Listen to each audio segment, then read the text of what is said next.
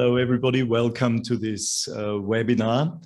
I'm Herbert Puchta. I'm a teacher trainer, materials writer, and co-author with Scott Thornbury on this new edition of our book, Teaching Grammar Creatively. And I'm Scott Thornbury, the co-writer with Herbert on this book. I'm speaking to you from Spain, where I'm a teacher trainer, and materials writer. And I'm delighted to be here with you and with so many of you. Okay, let's have a look at what you can expect from this session today. Maybe a few of you took part in yesterday's session with Sarah Mercer. Today's will be slightly different. Scott and I thought you might be interested in getting a bit of information on the origins and the concept of the book. And we have decided to do this in the form of a dialogue, a kind of interview or conversation, if you like. Then we'll be talking briefly about the second edition of Teaching Grammar Creatively. And we'll be looking at what you can expect from this new edition, what it consists of, what it offers you. We'll be looking at the table of contents quickly, or the various chapters, and the sort of activities you can find there. And also, we will be looking at what's new about the second edition. Then Scott and I will each present one activity, our favorite activity, as we've called it here. And then finally, there will be space for a Q&A. Now, you might want to ask questions also during the webinar. Lucy has kindly agreed to take stock of the questions, and she will actually, we might not be able to look at the chat box all the time. She will be able to actually give your questions to us at the beginning of the Q&A, or you might also want to just keep your questions until we get to the Q&A and then type them into the chat box. And that's basically the overview.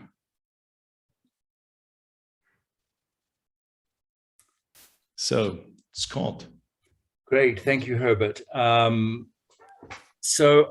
Herbert, let me, just to begin this conversation, I'm kind of intrigued how far back this book goes. I mean, we're talking about the second edition, and this is what the first edition looks like, those of you who don't already have a copy, which came out in 2006. But it was, in a sense, preceded by some work that you had done, Herbert, many years earlier, in the form of a book called Creative Grammar Practice, which you co-wrote with Günter Gerngross, and that, I'm just checking, came out in 1992. So this has been a project, in a sense, that you've been involved in for a very long time. And I remember, I have fond memories of seeing you speak here in Barcelona, I guess in the 90s. And I was very impressed by, I mean, apart from your being a wonderful speaker, but by your practical ideas. I have to say, Herbert, that you are one of those writers and methodologists and teacher trainers who is firmly anchored still in the classroom. And I think that comes through very strongly in your talks. The effect that years of experience in classrooms, particularly in Austria, has had on you. And one of the activities that I really remember being struck by was your skeleton poem idea, which I thought was a fantastic idea. And I'm kind of intrigued as to where that came from. Do you want to try and answer that question. Okay. Well, thanks for the flowers, first of all. I think I might have blushed a little bit. Well, first of all, about the origins of teaching grammar creatively. I think they actually go back even further. When I think back to the kind of like mid-70s and early 80s, when I started as a language teacher, I was a very traditional teacher, a very, very traditional teacher, which basically meant grammar translation. And well, I still think back with horror about those days, really. And it was so painful for me. It was such a frustrating experience, especially because I'd had this dream, this vision of becoming a teacher who would make a difference to my students' lives and teach language in such a way that they could actually use it in a meaningful way. So it was all about grammar translation, and later with the heydays of the audiolingual method, it was you know, hours and hours of repetition and pattern drills and what have you. And then, of course, luckily, the communicative approach arrived, and I was certainly one of the first people, at least in Austria in those days, who embraced this and of course, you know, was extremely happy about the new direction. Only when it came to the teaching of grammar, it didn't offer too many new insights. It was almost like, well, you know, grammar is going to take care of itself. And of course, well, that was a big hope, but it didn't actually materialize like that. So we had this, Günther and I had this conversation, this ongoing dialogue about what can we do about the teaching of grammar and how can we make it more memorable in many ways. That was our strong motivation, and our hope was that by kind of like getting learners to doing something meaningful and also something creative with it, it could become more memorable. And we also developed certain techniques or sort of played around with certain techniques, experimented with certain techniques that we were hoping would help our students to remember, for example, grammar model sentences better. And one of those techniques was actually the skeleton technique. And I'm not 100% sure what the various influences were that helped us to actually try this out and use it in different forms.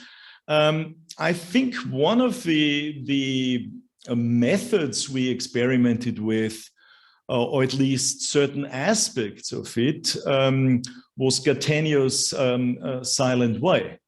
Some of our colleagues out there might not be familiar with it. So basically, it was an approach where the teacher would give learners, just to give you a very brief example, a model sentence, but the teacher presented this model sentence using what is called cuisinaire rods, little blocks, wooden blocks in different colors and sizes, saying the sentence, I don't know, I like vanilla ice cream, and point, if these were the rods, pointing at the various rods, I like vanilla ice cream.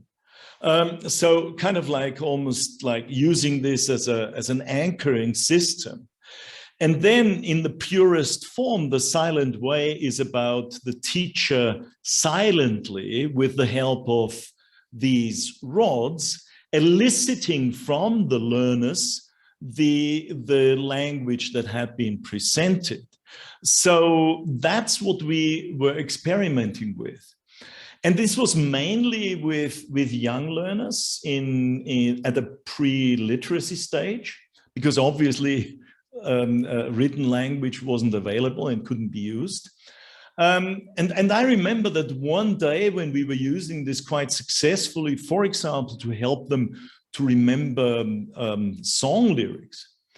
Then one day I think I said, why don't we try letters instead of the cuisinaire rods?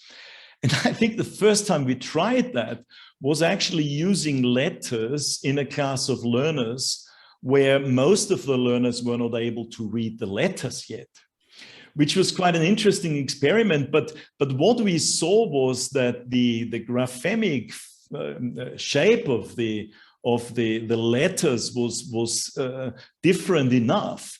So learners could actually, with the help of those strange hieroglyphs up there, must have been for most of them, could actually remember the sentence more easily than if we'd only given it to them as audio input. And then the next step for us was to use this skeleton text technique where the teacher only uses the first letter of each word when we were working with our teenage students on helping them to remember grammar. And that's I think when we actually maybe met for the first time. I guess it was in Barcelona, actually. It may well have been. Yeah. What I like about it is that you extend this basic idea of sentences that are kind of made memorable through association, if not with rods, with letters of the alphabet or whatever, but you extend it to whole texts. And I think that, to me, that was the really creative thing that you did with it. So it's not just about learning model sentences, it's about whole texts. So that, I mean, short text, but texts that are in the form of a poem, which the learners, it provides them with the skeleton on which they can put their own text or create their own text. And that's the supremely creative thing about it. So it's this wonderful blend of tight constraints. You've got the skeleton, you've got this framework, you have to use that, but at the same time, you can put into it your words, your meanings, and create your own poems. And that seems to be a wonderful bridging activity from the learning of grammar in its pure form to being creative with that grammar in an unconstrained way. And I notice, I mean, the thing that, listening to you now, the word that comes up again and again is either memorable or remembering, and that. So, and I know that you have a great deal of interest in brain science. I just want to ask you about memory, because we tend to think, and I come from the similar background as you did. I was trained in, drilling and repeating, and the idea was that sort of by memorization, the learners would internalize the grammar. But when you talk about memory, I don't think you're talking just about rote learning or memorization as such. Am I correct? Yeah, I mean, well, I mean, it's one question has always interested me a lot, and that is, okay, some kids or some students also, same with adult students, obviously have a better memory than others. But that's not a satisfying position for a teacher, because I could say, well, okay, so really I can blame my students' bad memory if they are not successful. So what I was always kind of like trying to understand is, how can we facilitate the students' memory? And one of the people whose writing has always had an enormous influence on me, and I know, Scott, this is the same with you, is Earl Stevick. And I remember the very well what he said, the many insights he offers in this book, Success with Foreign Languages, where he actually held in-depth interviews with 7 language mavericks, one could say, people who had successfully learned, 6, 7, or 8 languages. And Earl actually, in one of these interviews, he talks to a student called Ed, I believe. And Ed actually is a highly successful learner who apparently draws on 3 resources when trying to produce language in speaking or in writing. The first one is explicit rules. It's often a question, do rules really help? Should we teach them, etc., etc., etc.? Well, that excellent foreign language learner definitely said that rules help him. But Stevig cautions and says, well, first of all, it's a question of age. When you work with young learners, rules will not be very helpful. And secondly, using rules consciously, do I need to use the present perfect simple or progressive here, requires time. And when I'm in an act of conversation with somebody, there's no way I could constantly think of the rules to get my language right.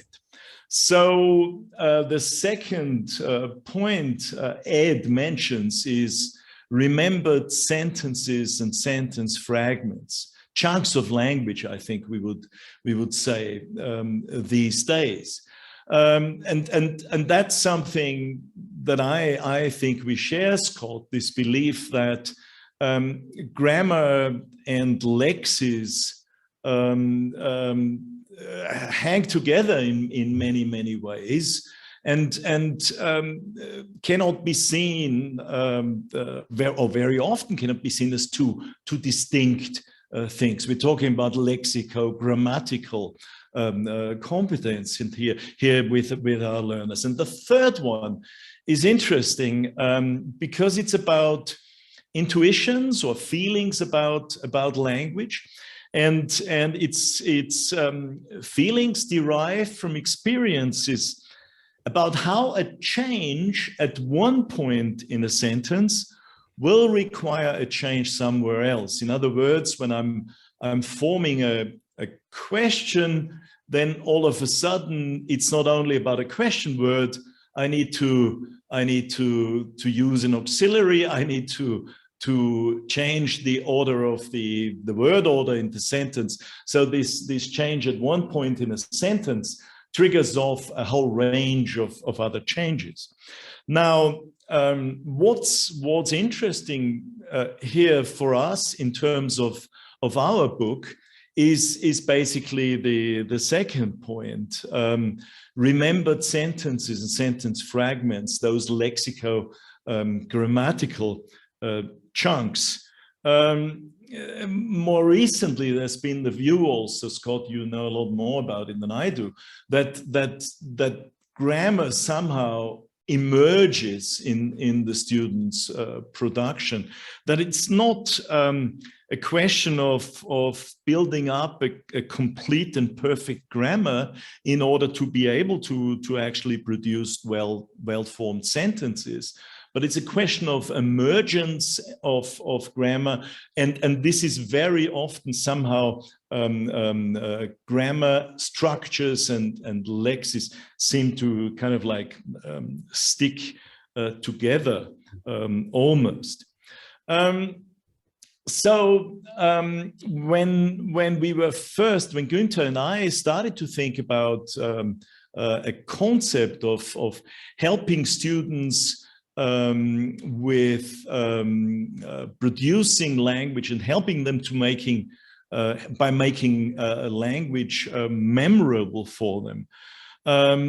These were the reasons. And another thing was that when Earl Stevig talked about the depth of an experience being so important, that content matters when it comes to grammar. And this is where those as you said, texts or little poems come into play, that if we give learners texts that have elements of, wit, absurdity, metaphor, surprise, exaggeration. So learners will be motivated to play with the language and produce, first of all, reconstruct those texts with the help of certain techniques like the skeleton text. Learners can then hopefully produce their own text, keeping to the structures of those model texts, and make those texts memorable actually by adding as much of as many of these qualities like wit and absurdity and surprise and exaggeration to their texts. Great, thank you, Herbert. Do you have anything that you want to ask me? Yes, definitely. Definitely. I think there would be a lot more questions than you can probably answer given the time. When we asked you to join us in writing this book, actually the first edition, it was after I had seen you, I think, for the first time talking about various concepts of teaching grammar. I think it was a talk called 7 Ways of Teaching Grammar or something like that. And I was extremely impressed by that. And I was impressed by another concept that you mentioned. I think it was another talk. And that was the concept of noticing.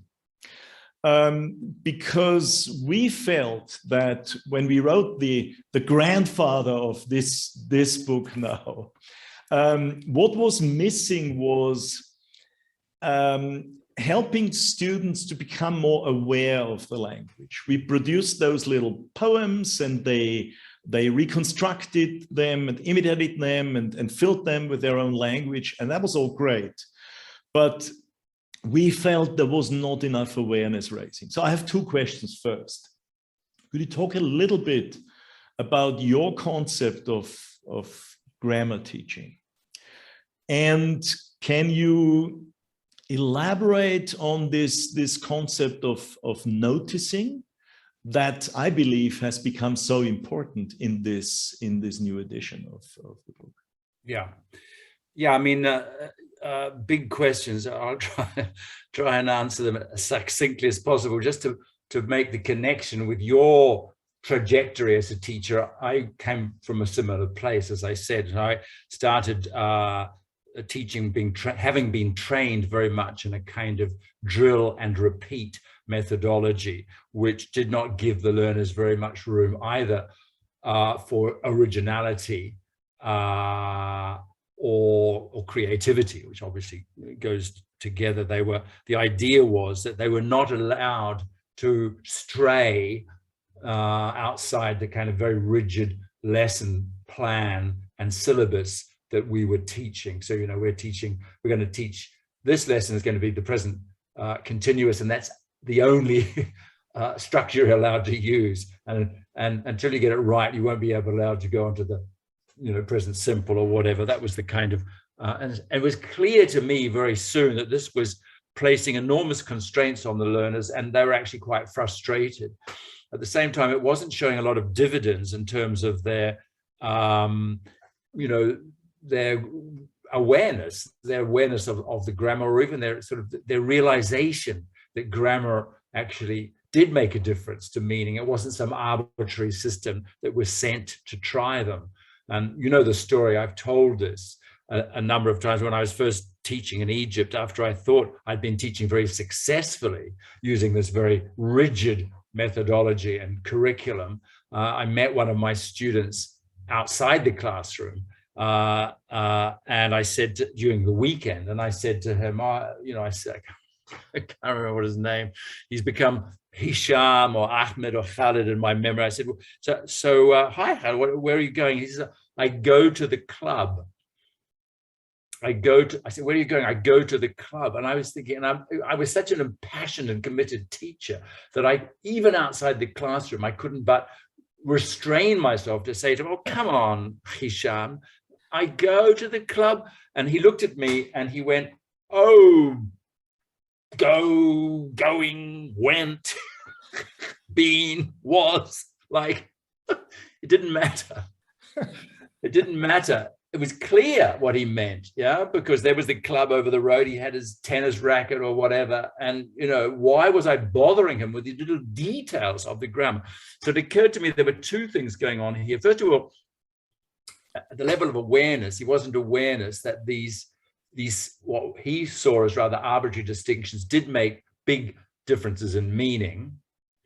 Although admittedly, where there is context, then these differences can usually be negotiated, let's say.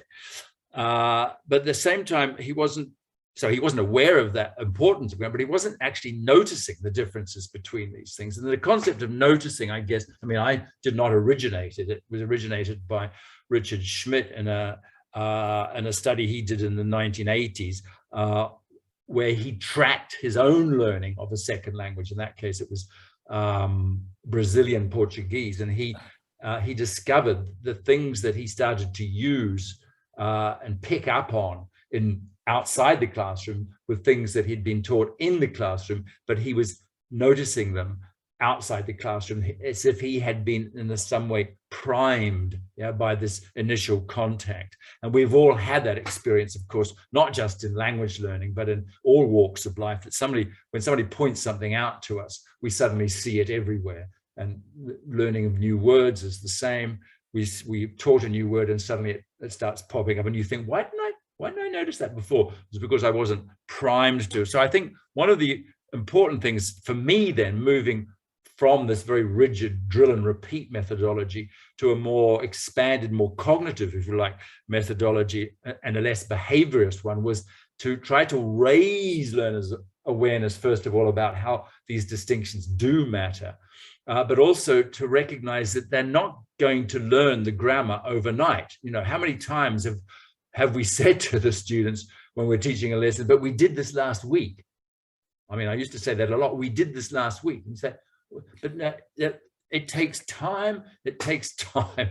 And as you said before, the key word here is emergence. It starts to, you know, you've got to get a critical mass of language and of words and of chunks before the grammar starts to kind of solidify, if you like, or that's what happens in the first language, and there's no reason to believe that doesn't happen in the second language. So you can't expect miracles overnight, but what you can do in the classroom is you can prime the learners by exposing them to as much grammar as you can, and it needn't be explicit. It's not, today we're going to do the present perfect continuous. Today we're going to read a text, but it just happens to be seeded with lots of examples of the present perfect continuous. Then I'm going to ask you to, from memory, see if you can recreate that text working in pairs or groups. And then we'll have a look at the original again, and you can notice the differences. Notice. You see, so what you're trying to do is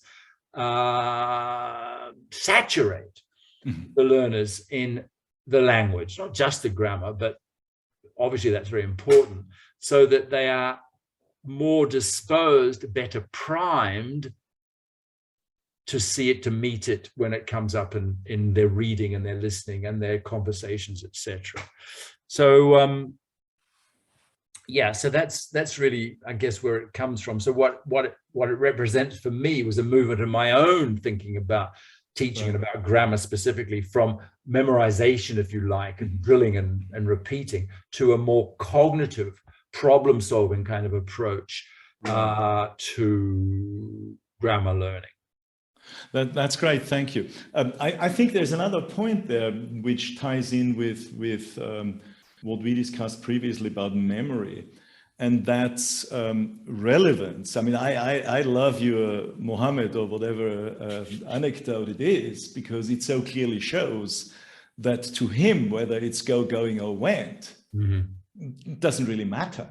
It's not relevant. And the question is, how can we make form and function relevant to our students? And one of the things that you said in another talk of yours where I heard you speak, and that's again something I learned from you for the first time, and something that made me think a lot, and something that chimed with our own work in many ways, is the concept of ownership. So could you kind of just say a little bit about where this came from for you, and how you saw it as relevant in your thinking about language teaching? Well, I mean, I think, yeah, that's a good question. It connects really to a lot of what you said about memory, I think, and to the story about my student in the street, that he didn't have a sense of ownership of the language. It was immaterial, as you say, it was irrelevant to him. And I think one of the reasons was because he was never given the opportunity, or not enough opportunity in the classroom, to make the language his own. And by that I mean, and this is going back to your activities, your skeleton poems, this is another reason I like them so much, is that you give them, you know, even at very low levels, you can give learners a framework which they then make their own, yeah, by putting into that framework their own words, their own meanings, etc. And that's that transition from the rigid form into a more creative product, which is going to be different for every student, is part of the, you know, owning the language kind of process. And until they have that sense, and I think this is what, you know, going back to the silent way, I mean, there was never the intention, I think, of Gattegno, people like that, that they would always be doing sentences like, what was it? I don't like ice cream, or I do like ice cream, or something. But this was the initial stage where they could, you know, before they kind of imported and made the language, internalized the language, or appropriated the language, if you like, and made it their own. And there's a lot of these words flying around nowadays that are very popular, like appropriation, internalization, etc. But I think ownership is as good as any. I have a quote here from Henry Widdowson, which and comes from a paper he wrote, which was based on a talk called The Ownership of English. Now, he's talking here generally about who owns English, and that there's a political or socio-linguistic issue going on here about whether English is no longer owned by the people who, in a sense, you know, originally had it, that it's slipped beyond its borders, as it were. But that's not what I'm talking about here. But what he said was, and he's talking about language proficiency, he said, you are proficient in a language to the extent that you possess it, the extent to which you make it your own, you bend it to your will, you assert yourself through it, rather than simply submit to the dictates of its forms.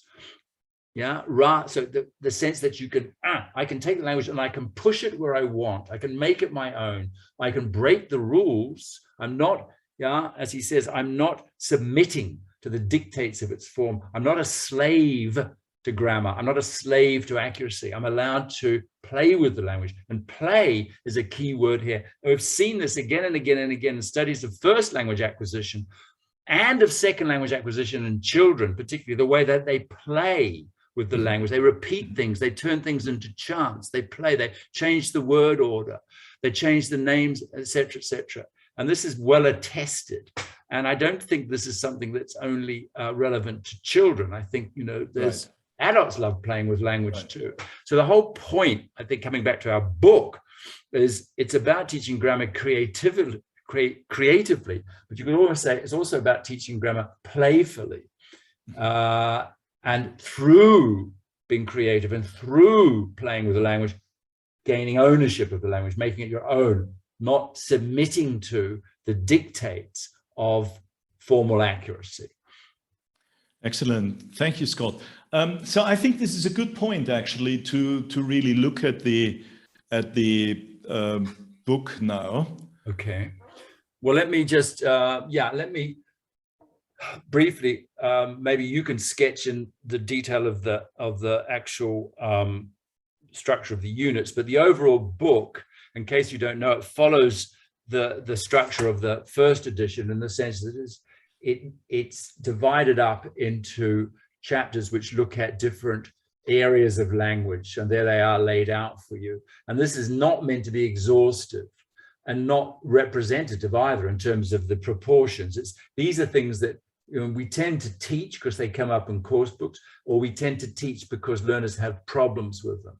So there are kind of 4 broad areas. And notice that there's some overlap clearly between the areas, because we have a section on question forms, but we also have a section on verbs. But obviously, question forms relate to verbs. But sometimes, question forms in English are particularly problematic. And we felt that it was a good idea to kind of separate them out and focus on them. So that's the overall structure. And then within that, as you can see, there are units adding up to over 50 units, which are divided, as Herbert, you perhaps would like to describe now, into 2 parts. Okay, yes, thank you. Let's have a quick look at the structure of each of the 55, I believe it is altogether, units. So each unit is divided into 2 main sections. Section A, where students are engaged in language awareness activities, students who are maybe not yet or not well familiar with a certain structure. It gives them initial practice of certain items, and it helps them with the noticing of those items also. A very, very important stage, I believe. In section B, we do what we have briefly sketched out already. We give students usually model texts. We get them to reconstruct model texts, and then we get them to write their own texts.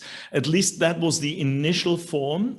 You will see that we have sort of like widened the range, or extended the range of creative activities in the new edition. You can, if you want, use the sections in a self-standing way. If you think, well, first of all, I would like to do some language awareness practice with my students on a certain grammar item or structural area. You can do that without going into the creativity part if you want to do that later, maybe. Or if your students are already familiar with the concept and you want to add to the work you have been doing with them, and you want to engage them in this kind of ownership sort of like task by getting them to create language, write those little poems, then you can go to the B sections and do the B section individually. So basically A and B are more or less a lesson each. So let me just butt in there and talk about some of the differences. What we've included in the second edition is some units on what Herbert was talking about previously, these lexical chunks, this formulaic language, or whatever you want to call it, which it has been in the last 10, 15 or more years become increasingly the object of both study and of teaching ideas. And so we have some units on chunks, and we've also, as Herbert suggested, in this part B of each unit, there is a greater variety of activity types, not just skeleton texts. Although, as much as I love skeleton texts, I mean, there's still enough of those to give you an idea as to how you could perhaps generalize into other areas of grammar using the same activity type. We've kind of recognizing that creativity and playfulness with language has been sort of taken on board by technology in the form of gamification, and the ways that motivation can be stimulated by turning activities into games.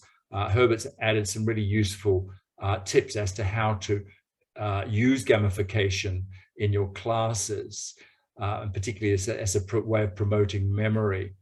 And where there used to be a CD-ROM in the old edition with all the, there it is, at the back, with all the worksheets and things for the teacher, and the recordings, these will now be available on a dedicated website, in the Helbling E-Zone, and we can give you more details about that shortly.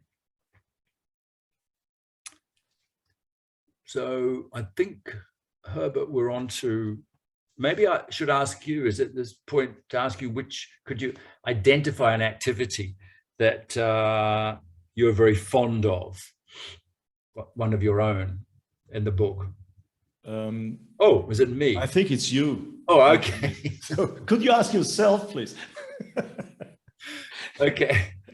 Yes, I mean, I just want to make a point again. I just sort of touched on it a second ago, saying that the activity types that we use are not necessarily specific to a particular structure.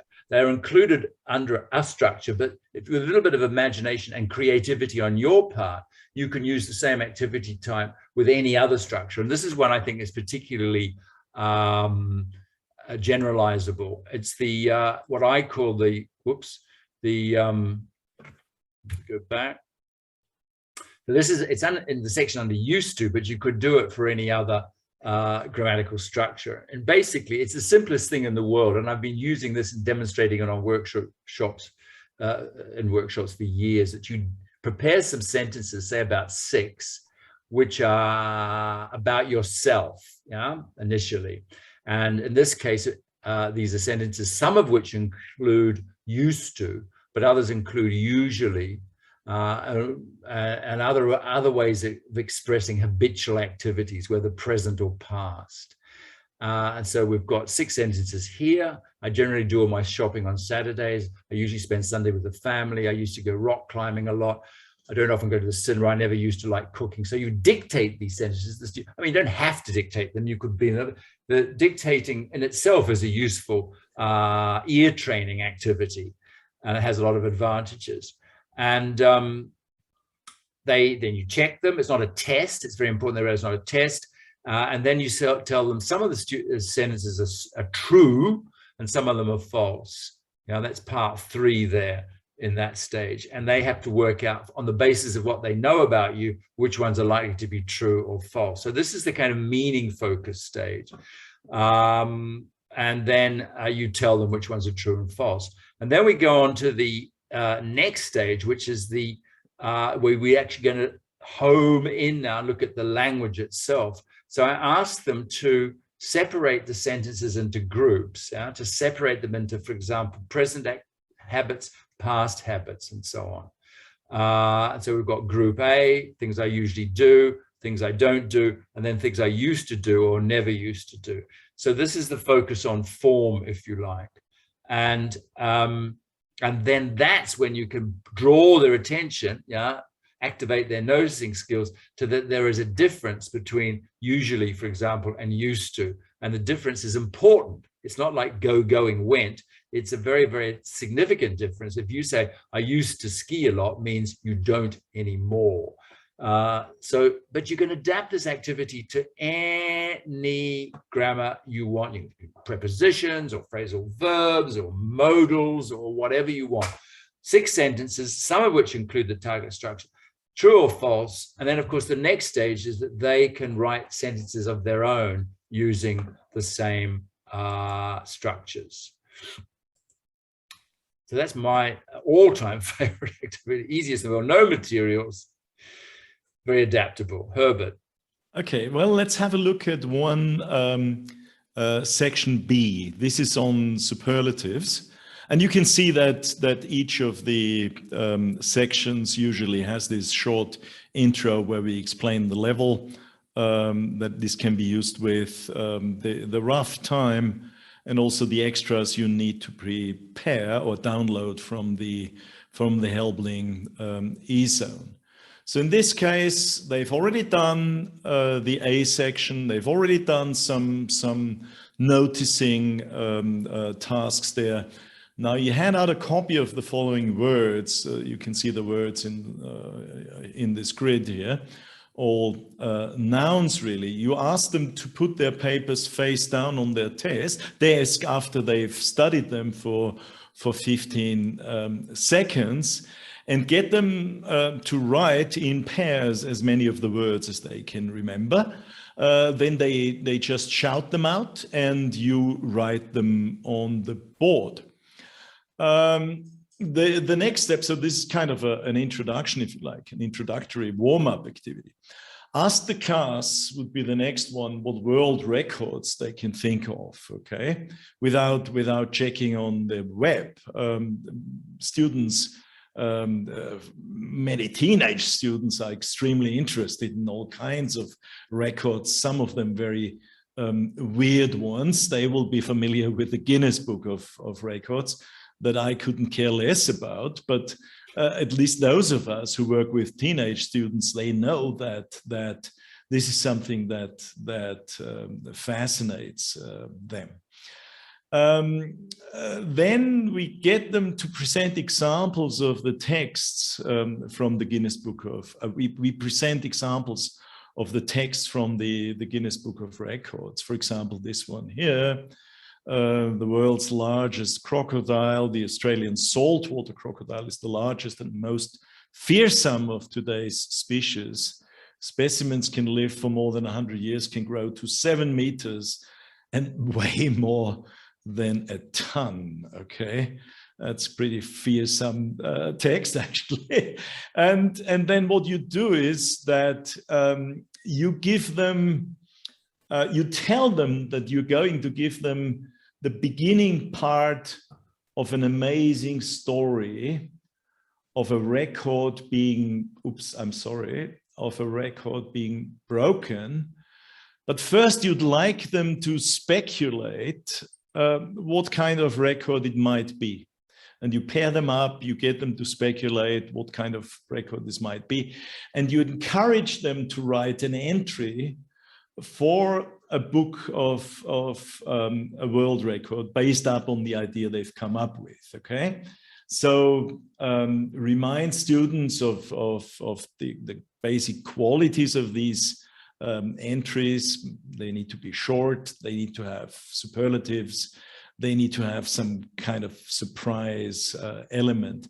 We have not shown this here, but it's actually in a previous stage that we are actually showing you how you can tease these things out from the students. Now here goes with, so they think of an amazing story of a record being broken, and then they write this entry, and then you give them the entry you had in mind, and this is actually an authentic one. It's a fascinating one, I believe. On the 20th of March 1967, Shiso Kanakuri from Japan completed a marathon in Stockholm, Sweden that he had started in 1912. His finish time of 54 years, 246 days, 5 hours and 32 minutes represents the longest time to complete a marathon. And of course, some of them might probably not even believe the story. So you can encourage them to go online, and they will actually find on the Guinness Book of Records homepage, they will find this entry on the longest time to complete a marathon. And here is part of the story. It's actually quite a fascinating and to some extent also moving story. So something that we believe students will be quite interested in, especially teenage students. But since this is a kind of like human interest story, I believe also young adults will find this story quite remarkable. Okay, so this was it, our two favorite activities, if you like. And I think we got about 10 minutes now to have a look at your questions. So it's over to Lucy again, I believe.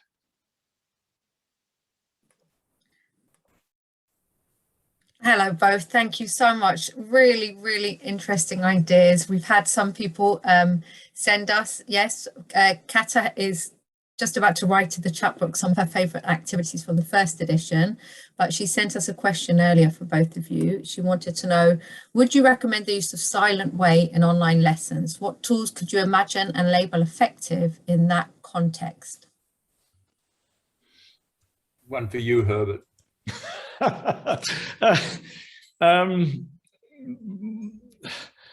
Difficult to say. I mean, I don't think I would use the silent way in an online lesson. I personally wouldn't use the silent way as a method in my teaching. I would use ideas that have been somehow influenced also by the silent way, like the ones we have shown here in this webinar. For example, the skeleton text, which in itself, I think, has certain qualities of the silent way. But I personally, I don't think, no, I haven't. I've never ever taught a class using the silent way only. Scott? Oh no, me neither. And I think one of the attractions of the silent way when it's practiced in its original form was the concentration that it requires in a physical environment where you're actually manipulating the Cuisenaire rod. So, but like all these activities, as you say, Herbert, they're used less as a method, as a self-contained method, than as a source of different activities and techniques which are true to the basic principles, and that can be used in different kinds of contexts, including an online one. We've had another question from Amir, who wants to know, would you say flipping the class for new grammatical structures and dedicating the following session to practice and production would work? Yeah, I mean, I think absolutely. I think there's only so much time in the real classroom, whether it's an online one or a bricks and mortar one, to cover all the things that you need to do, and you don't want to be wasting time that could, teaching stuff that could be usefully studied in advance of the lesson. I mean, it is a question of training the learners to do this. And making it clear that this is, part of their responsibility to do the pre-sessional work, so that you've got more time in the real class to do some of the creative, the fun things in our book. Thank you for that, Scott. We've had another question. Sarah wants to know, to what extent is it important to utilize authentic materials and updated topics in teaching grammar, especially to non-native speakers? Okay, there's something where Scott and I might disagree. I don't know, so I'll give it a try. Right. I think the notion of using authentic materials is a bit of a dangerous one in many ways, because it so depends on the learner's level of English and also their interest. For me, I don't know what you think, Scott, but a text is not valuable as such because it's an authentic text. A text is relevant to students if it is, because of what the student can get out of it. And depending on the student's maturity, on their kind of like cognitive developmental stage, it's different kinds of text qualities that I'm looking for as a teacher.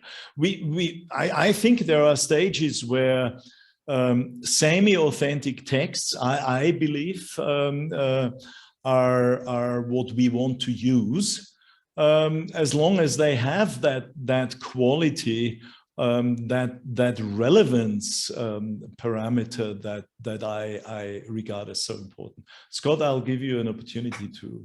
Yeah, no, I'm not an authenticity fundamentalist by any means. I totally agree with you. A text is only as good as the degree of interest it can stimulate in the learners on the one hand, and also its exploitability in terms of creating other texts like it, as a model, like your skeleton text, for example, or the language that can be pulled out of it, like my 6 sentences, which are not really authentic, but they can be exploited for their language learning potential. So no, I mean, I think there's at a certain level, as you suggest, Herbert, there's a certain motivation in having, I finally read and understood a short story in English. Yes. I finally read and understood a difficult scientific paper. I mean, we're talking about quite advanced learners. So, and I think, the problem is not whether materials are authentic or inauthentic, it's whether they're interesting or not interesting. And I think for me, and the most interesting ones are going to be likely the ones that have been not selected by the students, but based on topics that have been volunteered by the students. Thank you very much, everybody. Thank you, Lucy. Thanks, Lucy. And thanks, everybody. Thank you. Bye-bye. Thank you, Helbling. Thank you, Herbert. Thanks, everybody. Thanks for joining us.